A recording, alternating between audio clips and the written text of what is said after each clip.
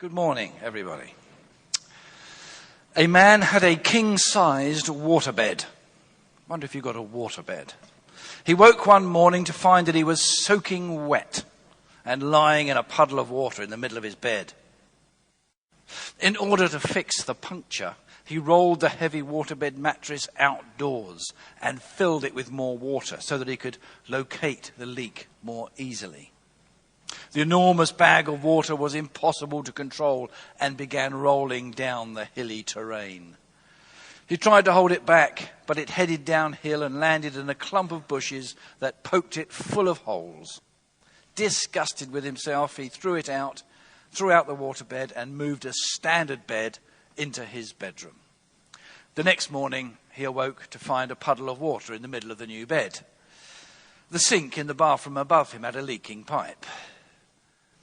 Life is like that sometimes, isn't it? We don't always get it right. Sometimes life leaks on us. In Jeremiah's time, that first reading we had, the people of God found themselves in a bit of a leaky situation. They were a nation who had began to leak God away from them. It's as if they had forgotten and wandered away from God. Chaos ruled throughout their land. It doesn't sound at all familiar, does it? Corruption was widespread. Morality was rapidly declining. People were infected with evil. And this is when God told Jeremiah to write the words that we heard read out today. And there are some important lessons in this passage for us, in the story of the potter and the clay. Before the pot is ready to be glazed and fired, the potter must reshape and redo the pottery, especially if it's spoiled or marred in any way. And this is what Jeremiah sees. God instructs him to go to the potter's house, and he sees the potter working with the clay. The clay is all in a mess, and the potter must reshape it and remake it. God is saying to Jeremiah, that's what I'm doing with the house of Israel. They are flawed and marred, and I want to remake them, make them into the beautiful creation I want them to be. This message came sometime before the fall of Jerusalem, around 587 BC. Through Jeremiah, God is trying to warn Israel of the destruction that is coming to them, but they do not listen. In fact, in verse 12 of that passage, it says, we will continue in our own plans with all the ways of our stubbornness, the stubbornness of our evil hearts. Well, the people who insisted on following their own plans, their own ways, came up against the plan of God, and the two things do not sit well together. Now, some of us may have problems with this analogy of the potter and the clay. We might think, I no longer need anybody moulding me. I'm an intelligent person. I've been around a while. I've been a Christian for a long time. I can figure out things for myself. Maybe we're like the Israelites. We want to go our own way. But if we're not being moulded by God, who or what are we being moulded by? Are we being moulded by our own thoughts? Are we being shaped by the opinions of others? Are we being formed by the culture of the world in which we live? By the trends or the fashions around us? We're all being shaped by something or someone. Now, who or what is it?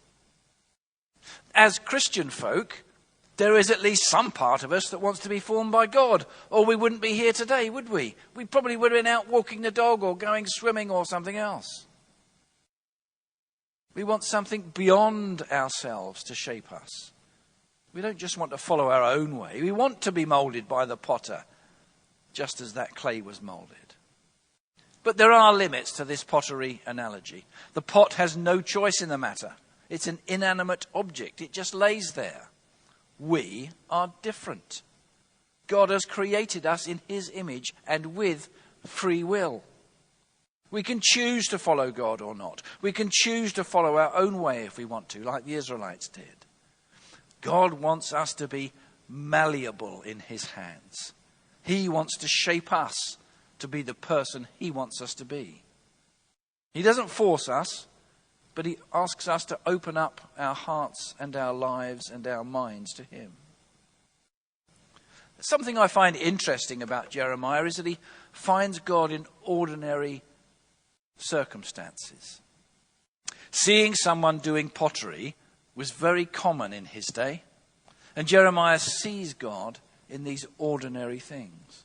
Sometimes we fail to see God in the ordinary, mundane aspects of our lives.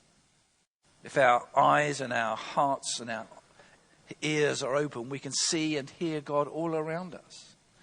We might, for example, come across a flower growing through the ground, through some concrete or cement, and think nothing of it. But if we look at it with the eyes of faith, we might see a symbol of how God can break through the hard paths and bring new life. He's all around us if we but look for him. God can find a way where there is no way. God can speak to us in those ways if we let him. When a group of us were in Florence in Italy a year or so ago, we had the opportunity to see the magnificent statue of David. In 1502 in Florence, there was this large block of marble. It was given to the church of Santa Maria. The church hired someone that they thought was the right sculptor for this work, a professional man. But the man was not really a competent sculptor. And as soon as he commenced this work, he drilled a hole right at the bottom of it, destroying this magnificent piece of marble. The church decided to drape a sheet over it. They had nothing else they knew what to do with it.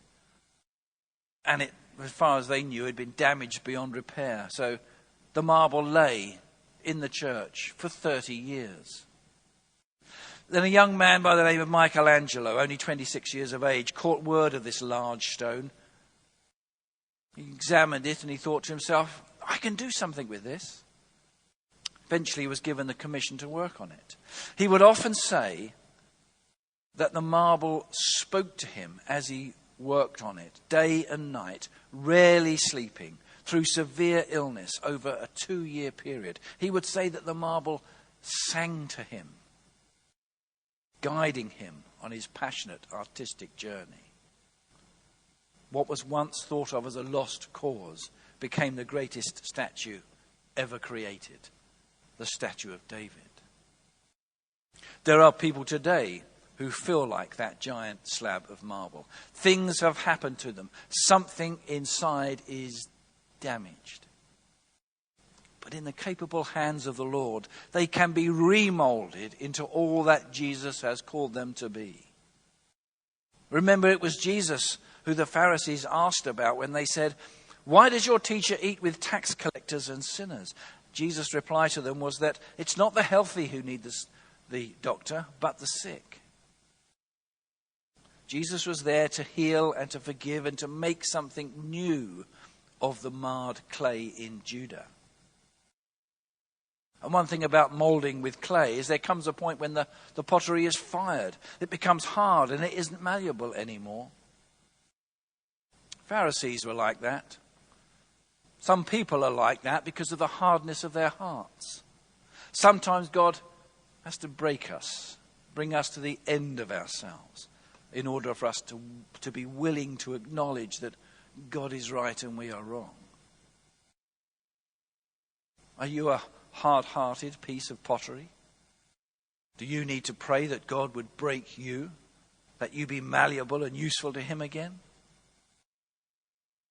A grandfather and a grandmother were in a gift shop, looking for something to give their granddaughter for her birthday. Suddenly the grandmother spotted a beautiful vase. "Look at this lovely piece of work," she said to her husband. He picked it up and said, "You're right, this is one of the loveliest vases I've ever seen." And at that point, something remarkable happened, something that could only happen in a children's book. The vase begins to speak to the grandparents. "Thank you for the compliment, but I wasn't always beautiful." Instead of being surprised that the vase can talk, the grandfather asks it, "What do you mean when you say you weren't always beautiful?" "Well," says the vase, "I was just an ugly, soggy lump of clay. But one day, a man with dirty, wet hands threw me on a wheel and he started turning me round and round and I got so dizzy I couldn't see straight.